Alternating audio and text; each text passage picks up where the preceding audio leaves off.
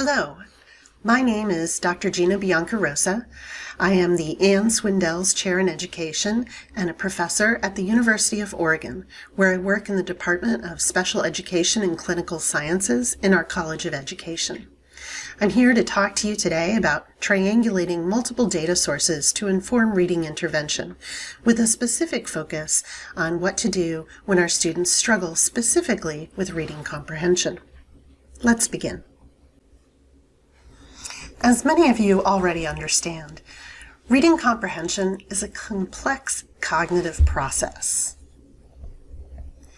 It requires the coordination of multiple pieces of information that are being processed at multiple levels. On the right, we see an example of a cognitive model of comprehension. This is Charles Perfetti's process-oriented component model as modified by Don Compton and his colleagues. And you can see that there are multiple systems of knowledge interacting. The language system, the orthographic or word recognition system.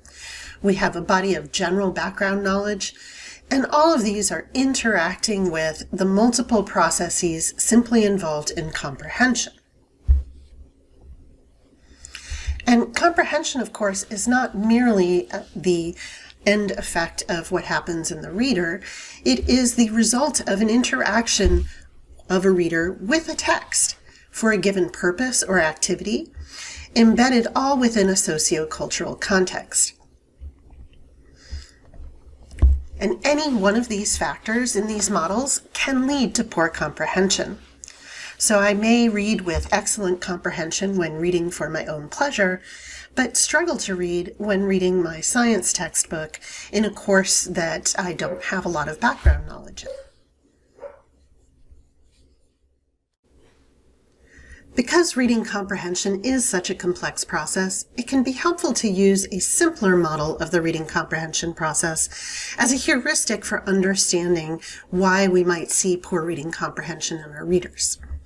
And so here we have a picture from the 1990 Hoover Gough article illustrating their simple view, which is that reading comprehension can be thought at its simplest to be the result of the interaction between decoding or word reading skills and linguistic comprehension skills. And the higher each of these things are, so as we move to the right on decoding and to the right on linguistic comprehension, the higher our resulting reading comprehension will be.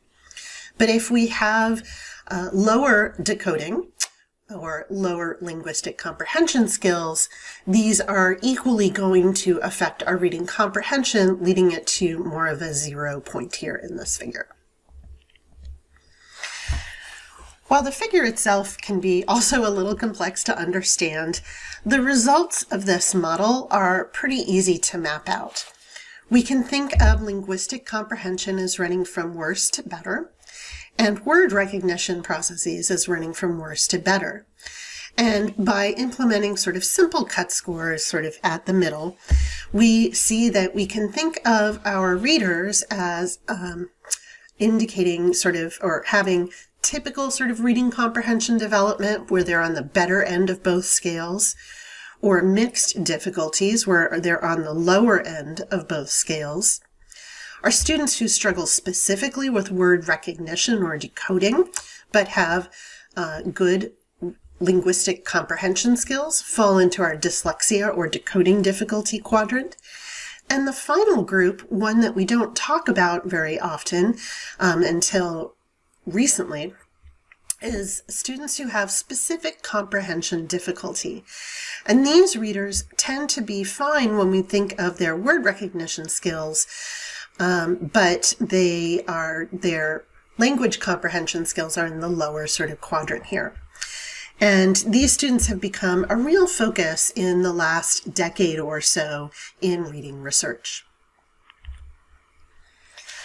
So in reality, it's important to recognize that readers don't fall neatly into quadrants, and where we draw these cuts, so to speak, between better and worse performance is going to, in many ways, define who falls into which quadrant. I've reproduced here for you some graphs from a chapter by Hugh Katz and his colleagues, where they actually tracked young students from before second grade, actually, from kindergarten, I believe, all the way through 8th grade. And you can see that the distribution of individuals, these dots, are now kind of spread among those quadrants that we just saw. And you can see that there are readers falling into every quadrant at every grade level. And this sample was followed over several years, as I mentioned, and included an oversampling of students who had language disorders in kindergarten. So this is not a typical population. We're seeing more struggling readers here than we might otherwise.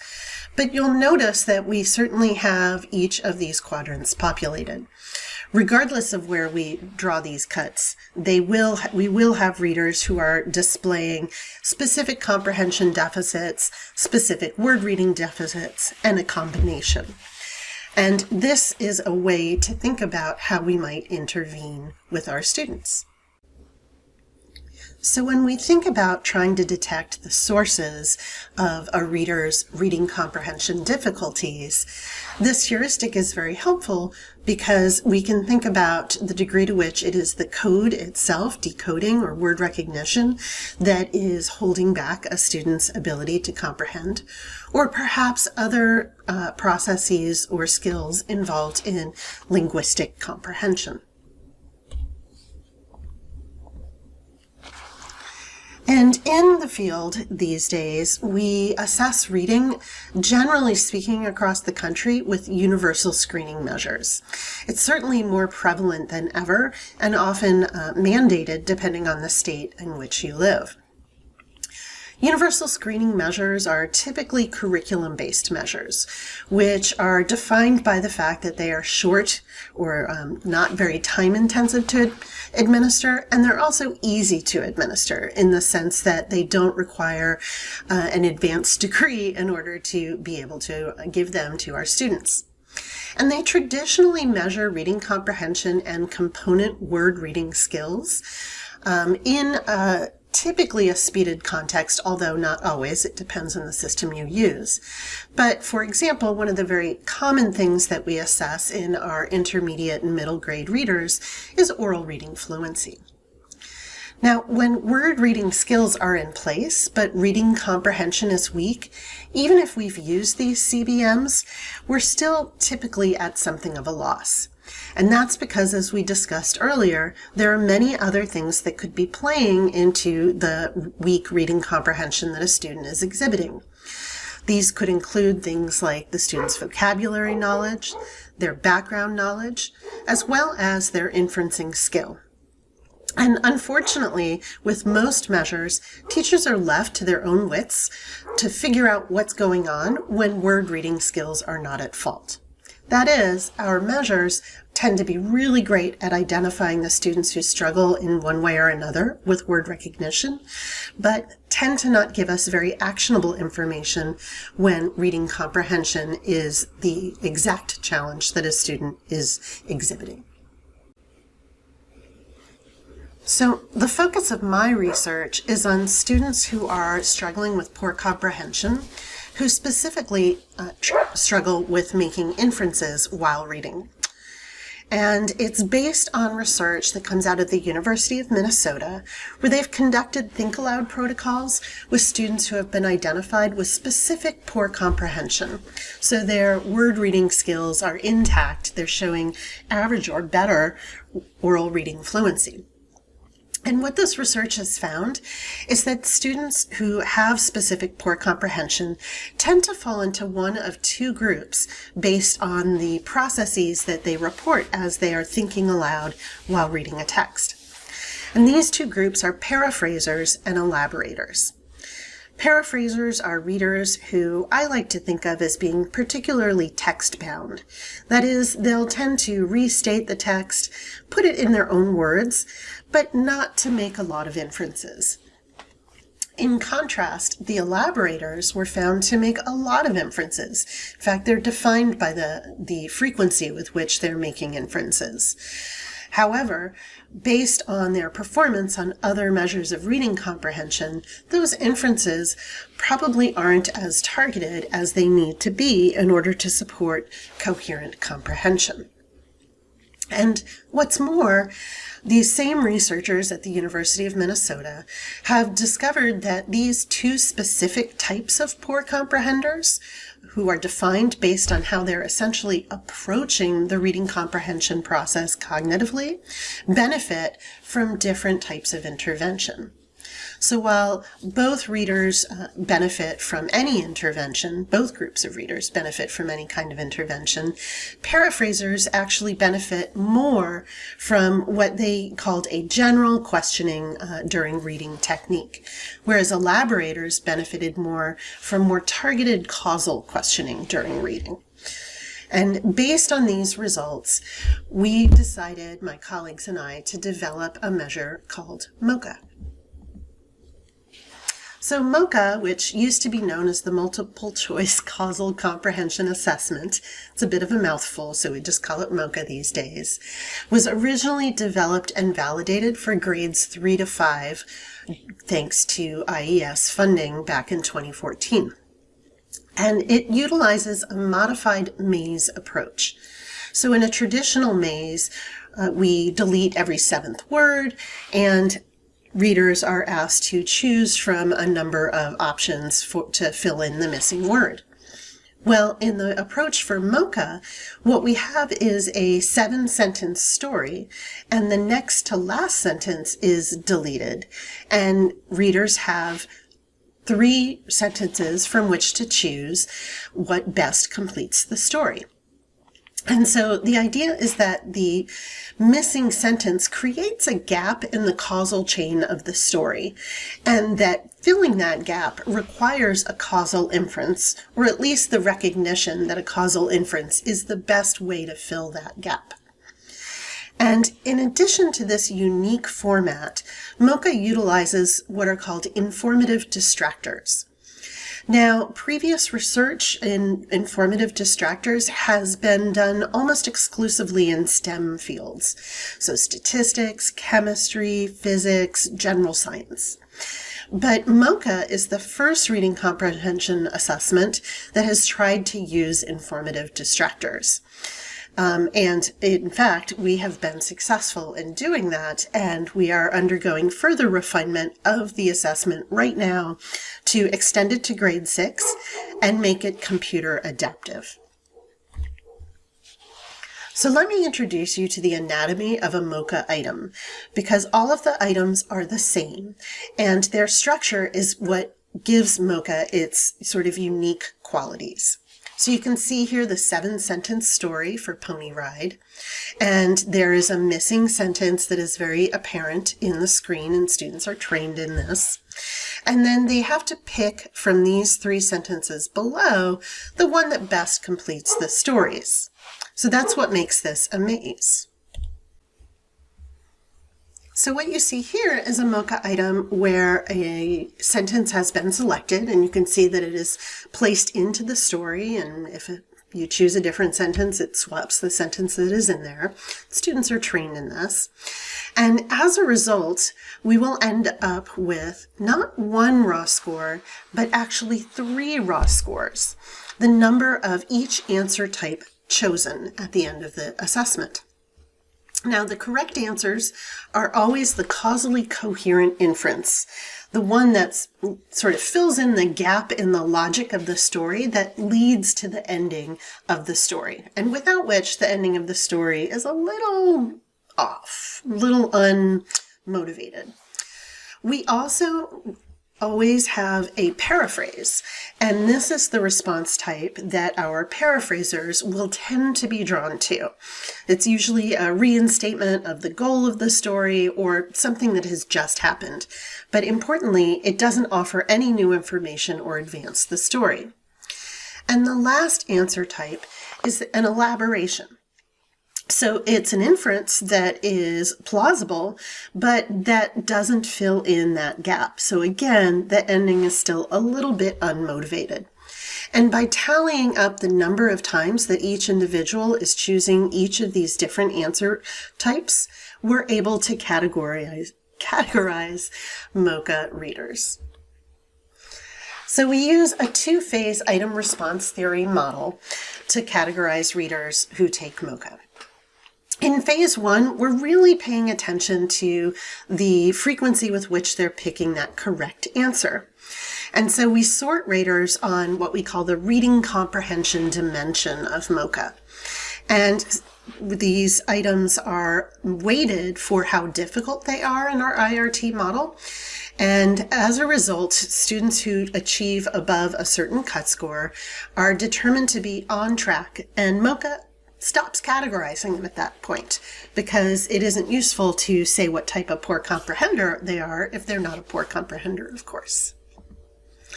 Now in phase two, we sort readers based on their error patterns. So we think of this as the process propensity dimension, which is a fancy way of saying, do they show a strong tendency to paraphrase or to elaborate?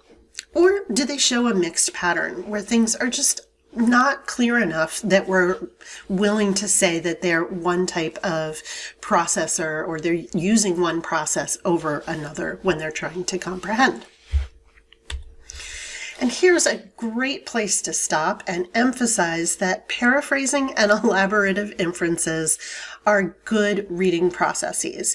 We are not trying to suggest that students shouldn't paraphrase or that they shouldn't make elaborative inferences. In fact, both of these things are critical to the comprehension process. What's really sort of defining these individuals, however, is the fact that they are almost over-relying on these processes, not really recognizing when there's a causal gap and that they need to make a particular kind of inference in order to fill in that gap. And so based on the research by Kristen McMaster and others at the University of Minnesota, the interventions that we recommend for students who are identified as paraphrasers and elaborators is not to tell students to stop paraphrasing or making elaborative inferences, because again, those are good things, but to prompt them towards a more sort of targeted way of approaching their reading. And for the paraphrasers, we really recommend the general questioning technique that McMaster et al. Used. And this is simply, these are prompts and questions that we might ask the reader that try to get them to make inferences. So how does what we just read connect to what we learned before? And where this is useful is that this is going to help them begin to generate text connecting inferences.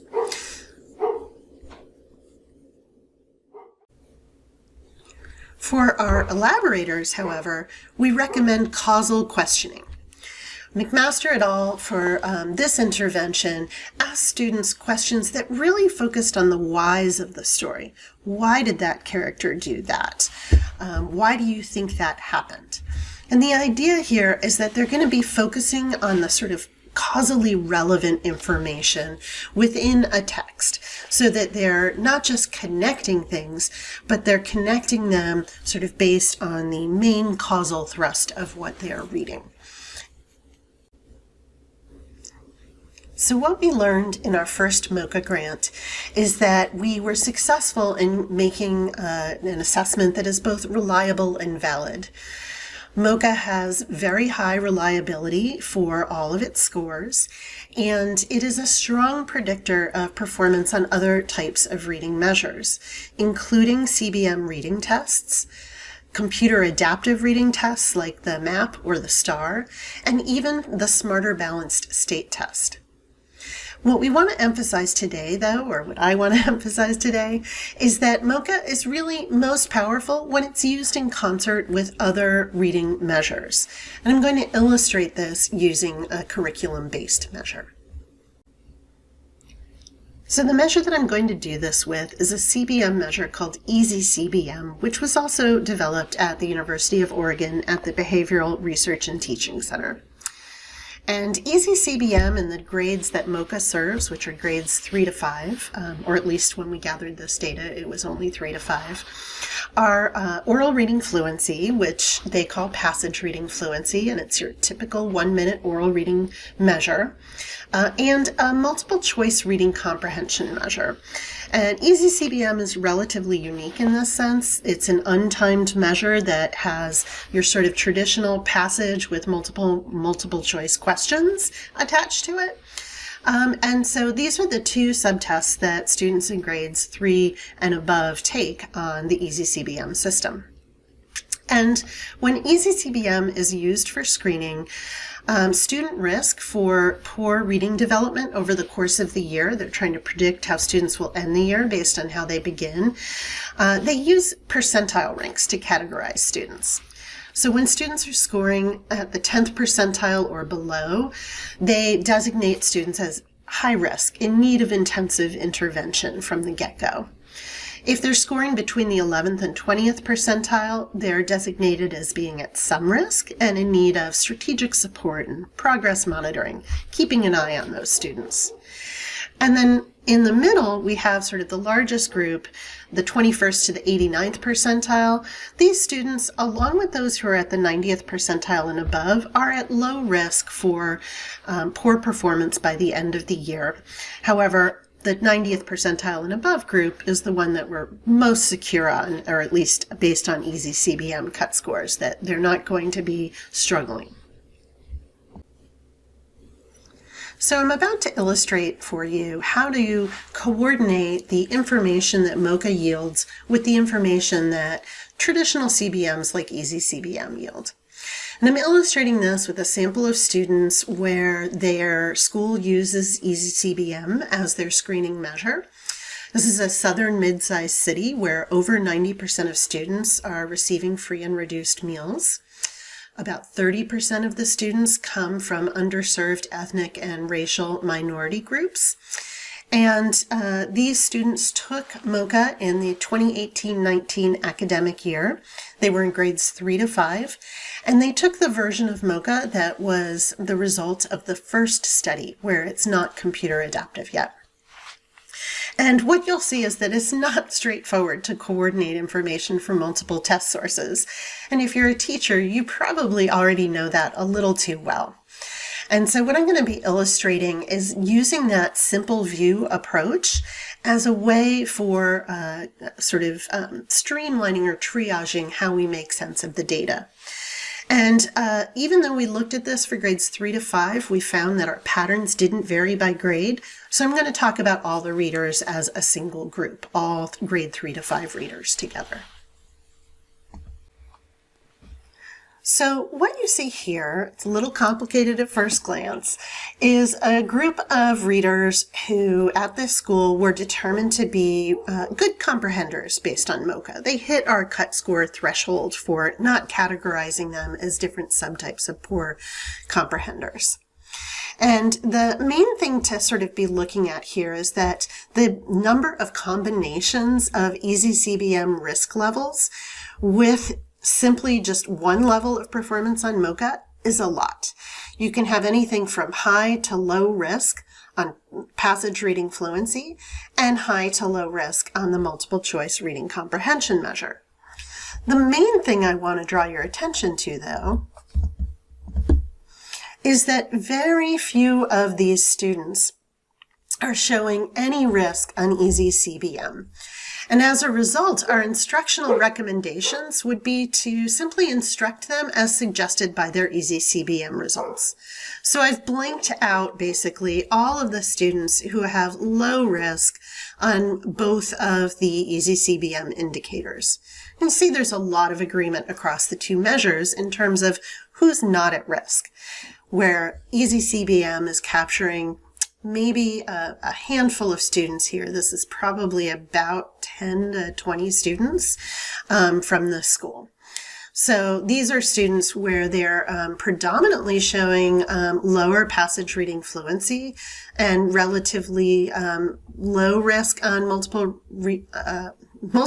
choice reading comprehension, the easyCBM comprehension measure. And we're looking at like 1 or 2 students of each type. So we're just going to do what easyCBM tells us to do for these students. Where things get more complicated is when we start to look at our readers who are designated as some sort of subgroup of poor comprehender, and we look at these by easyCBM status. What do we do now? So I'm going to also kind of take you through this using that simple view approach. So to break this down, I want to begin by drawing your attention to this group of students. So again, I'm just kind of blocking out the ones I don't want you to focus on right now. And just here we're looking at about a quarter of each of the groups. And the groups are elaborators, indeterminate. These are our students who are showing a mixed pattern of the responses that they pick, and our paraphrasers. So we've got two groups where we know what they're doing in terms of how they're approaching comprehension. They're paraphrasing or elaborating. And then this other group with a mixed profile where we're not quite sure what's going on with them. So when we combine this with easyCBM risk information, in particular here, this group, we can see that all of these readers are either at high or some risk on passage reading fluency. And so when you have students who are showing risk on word reading or component skill measures, as well as on comprehension, our recommendation here is that you focus on word recognition first and fluency in particular. So you'll see that among these students, some of them are at high risk on the multiple choice reading comprehension measure for easyCBM, but some of them are at low risk. And particularly those readers who are at low risk on multiple choice reading comprehension, we think of them as our sort of slow but steady comprehenders. And it may be that the uniqueness of the MOCCA items is undermining maybe their traditional approach to reading comprehension. Or put another way, maybe not undermining it actually, but whereas the multiple choice reading comprehension assessment has a full range of questions it's asking, literal, inferential, evaluative kinds of things, just like a traditional multiple choice measure. MOCCA's really laser focused on causal inferences. And so it may be that the students who are doing okay on multiple choice reading comprehension but struggling with reading fluency have a good strategy that helps them with literal comprehension and maybe text connecting inferences. But when it comes to these sort of causal inferences where we're filling in the gap in stories as to why characters are doing different things and what is leading to given events, that they're actually showing a weakness. So with these readers, even though they're showing a pattern on MOCCA, probably your first line of intervention is going to be on those word reading skills. In contrast now, I will draw your attention to this group of students that's about the same size, a little bit less, maybe about 20% of each of the groups of students, where the students have low risk on passage reading fluency, so they're reading at or above the 21st percentile rank, but they are showing risk both on multiple choice reading comprehension, either high or some risk, and of course on MOCCA, because all of these are our poor comprehenders. And so our recommendations here are going to be influenced by MOCCA recommendations. However, for those students who are showing, because they're showing risk on multiple choice reading comprehension, we do suggest that you first assess for literal comprehension. Are these students able to answer literal comprehension questions? Or are the questions that they're getting wrong on multiple choice reading comprehension primarily inference questions? If they're struggling with literal comprehension, that's really where you've got to begin, because it's very difficult to make an inference if you still haven't gotten the gist of what it is that you're reading about. So there needs to be some attention to whether the source of the problem here is literal comprehension, or if we can go ahead and focus on more traditional MOCCA recommendations. Finally, we have this group that is actually over half of each of the samples here, or the different MOCCA groups. These are students who are not displaying risk on either of the easyCBM measures. So they have low risk on passage reading fluency and low risk on the traditional multiple choice reading comprehension measure, but they're not doing so great on MOCCA. And so these are readers who we think that are often missed on other comprehension measures, and as they are missed here on easyCBM. And the idea here is that these students, even though they're doing okay on some traditional questioning approaches, when it comes to really this laser focus on maintaining the causal coherence of what they're reading, these readers are really showing that they struggle. And so we would recommend our classic MOCCA recommendations. Again, for our paraphrasers, we're going to give general questioning, just trying to prompt them to make inferences at all, text connecting inferences in particular. Our elaborators, we're going to be asking them those causal questions. Why did that character do that? Why do you think that happened? And then our indeterminate group, though, these guys have a mixed pattern of responses. So there could be a number of things going on here that would bear a closer look at their MOCCA results, closer than we can go into here. But one thing that might be happening is they may be getting very few items incorrect. And as a result, we're not able to reliably categorize them based on their mistakes because they're just not making a lot of mistakes, but they're also not making getting enough items correct that we think they're sort of in the clear in terms of comprehension. They could also just be guessing, which could be a result of them being disengaged or unmotivated. Keep in mind that MOCCA is not a measure that was used in practice in the school at that time, so the students may not have been giving it their all. And these are all kind of playing into different things that aren't necessarily a cognitive processing problem. They go into things that may have to do with, in particular, sort of the stance of the reader as they're approaching the reading task. So what are our implications here? Well, first of all, I want to emphasize that late emerging and specific comprehension difficulties in reading are real. I didn't emphasize it before, but in the Katz et al. Study where they tracked this group of readers over time, they definitely saw that there were students who were not showing up as at risk on any of the measures that they administered early in their careers, their educational careers. But by the time they were in 4th or 8th grade, were then showing specific problems with reading, either, particularly reading comprehension. And so MOCCA, we believe, provides unique insight into the reading comprehension by distinguishing between students who are approaching the process of reading comprehension differently, using different cognitive processes as they try to comprehend. And then, based on those identifications, giving targeted instructional recommendations that will help them kind of take the next step in their reading comprehension process.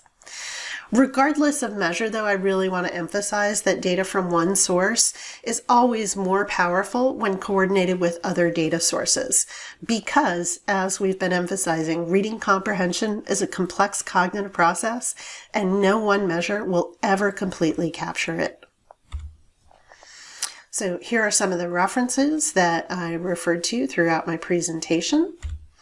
And we'll open it up now to questions. And I'll just highlight that this is the work of a big collaborative team with representatives from Minnesota, North Dakota, California, and Georgia.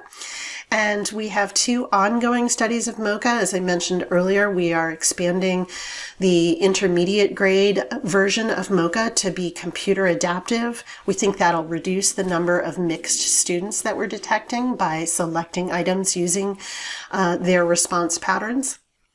And then MOCCA College, which is actually adapting MOCCA for use with secondary and post-secondary readers.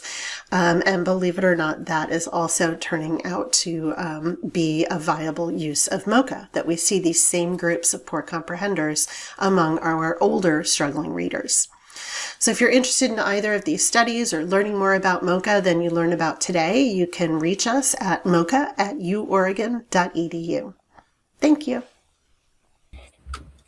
Good afternoon, everyone. I neglected to include my co-investigator, Dr. Patrick Kennedy, on that final slide. I didn't have a headshot for you, Patrick.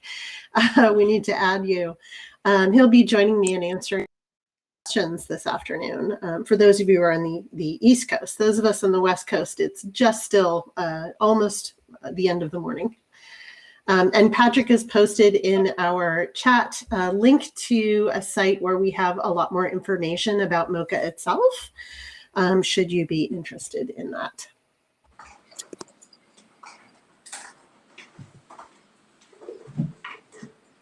So we will answer your questions if you have any.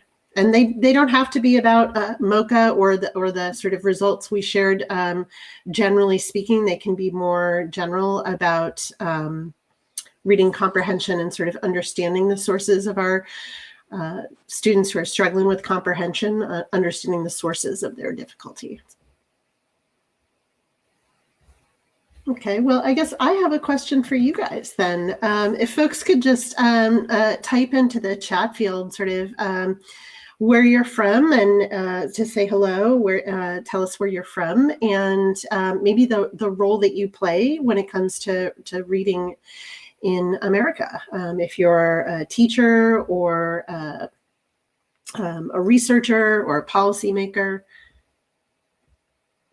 We have a question from Pamela Mason. That's a great question, Pamela. I think that teachers could potentially be able to identify their paraphrasers and elaborators using informal observations, but I think it would take some training, basically, for teachers to really recognize when a student is paraphrasing to the exclusion of other cognitive processes versus paraphrasing in a sort of very healthy and useful way while they're reading.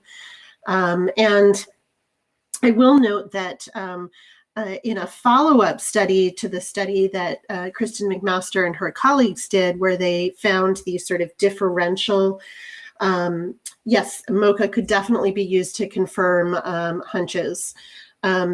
But one of the things that they found in a follow-up study was that teachers who, in the original study, they were delivering the instruction whole class. And in a follow-up study, they had teachers delivering instruction to small groups of readers. And they were told to kind of stick to the scripted approach of the one type of questioning versus the other, regardless of the type of reader they had.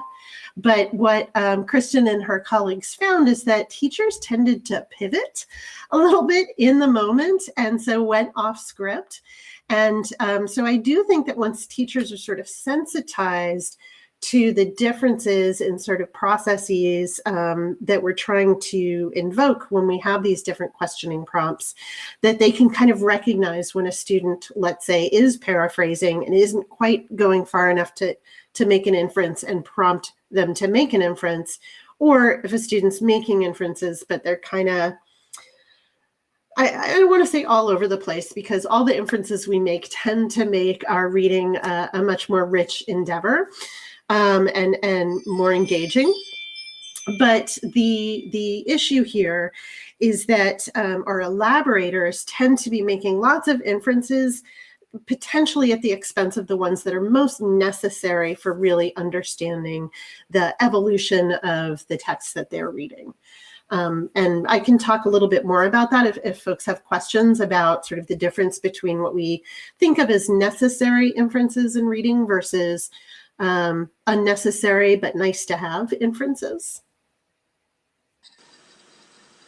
Gina, do you want to give any additional context that folks might have missed as they were coming in, or the audio was a little bit cutting in and out?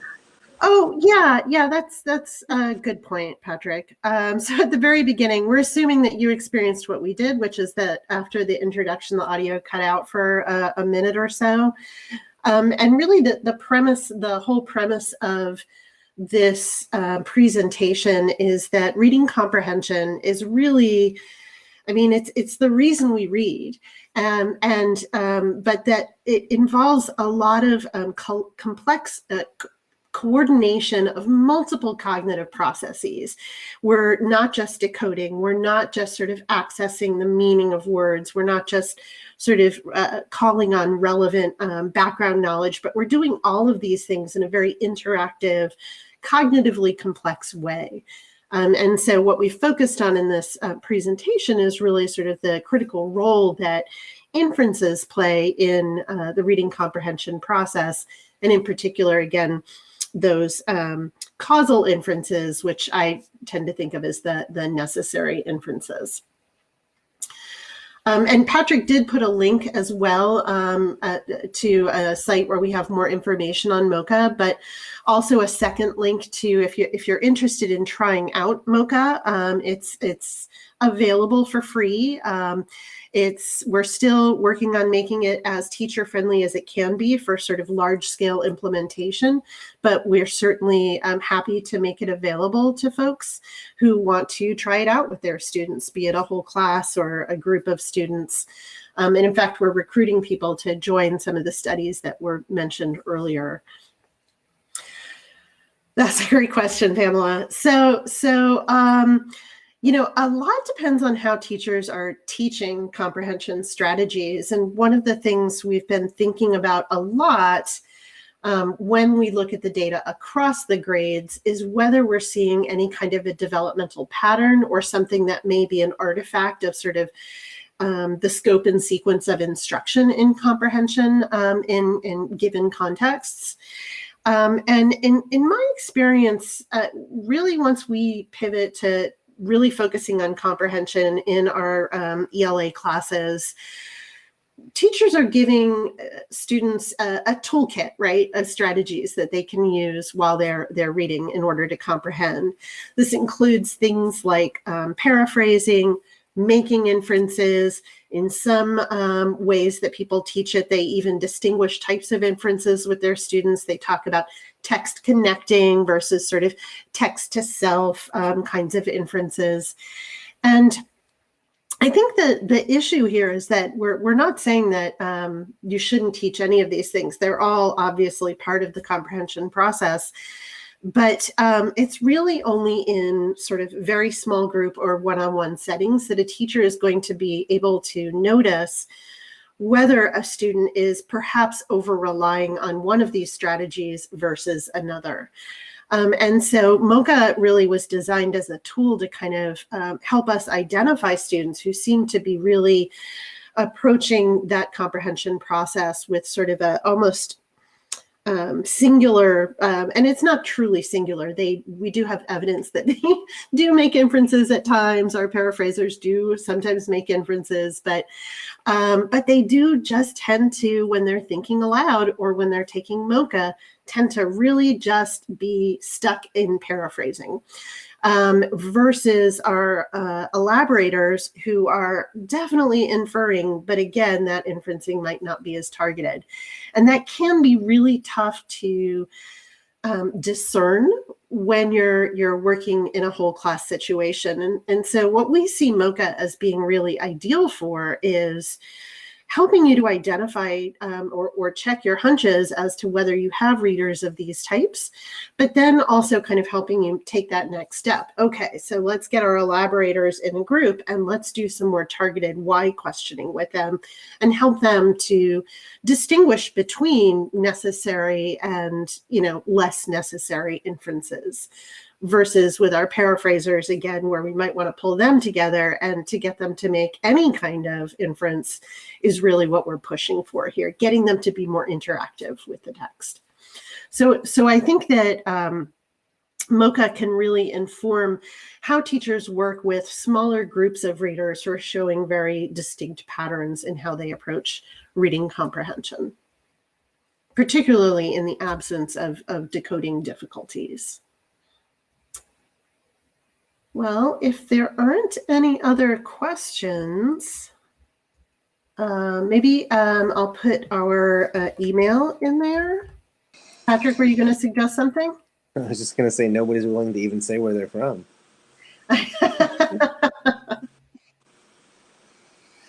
That's all right. I don't want to force people to self-disclose.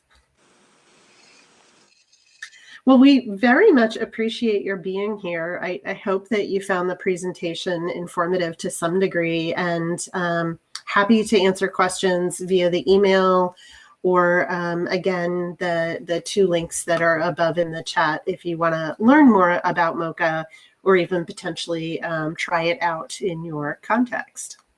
Thank you for being here. I am curious about, for those of you who are in the audience who are teachers, whether you feel that you have experienced readers like this. Because one of the things that was really interesting when we were first getting MOCCA and starting to pilot it with teachers and then debriefing with them about the results was that we did find that some teachers would totally resonate with the results, and they just didn't really have the language or the handles for how to talk about what they were seeing their readers doing. And so it did kind of act in the way that Pamela was suggesting, where they had these hunches about their readers, but hadn't really had a language or the sort of way to think about it in a structured way, as well as sort of those instructional implications. Thanks, Simone. Yeah, it's what's really fascinating is that we're finding that this distinction really holds true even among college level readers. So we can even have students who've made it all the way through high school and are now potentially in a developmental reading course at a university or a community college, and they're showing these same kind of tendencies where they really over rely on one process or another. And just to add to that and emphasize, the MOCCA version it has the same structure and format, but it has its own items. So it's not that college students are necessarily struggling with these grade level items, but that these kinds of processes persist even as the texts get more complex. Yeah, no, that's a great point. And even the anatomy of the item looks a little bit different for our college students. They actually have more paragraph-like presentation of the items. We do the line by line just because of the cognitive load for students. So we're trying to really reduce that burden so they can really see that sentence going in and out and where it falls in the sequence. Thanks, Simone. That's great validation. I know that our Patrick works on both the current grant for the computer adaptive and for the college versions. Yeah, I'll be sure and pass that along to the college team. Thank you. All right. Well, Mike, I think, are we at time? My clock shows time, but it might be fast. All right. Well, thank you, everyone, and have a great rest of the summit.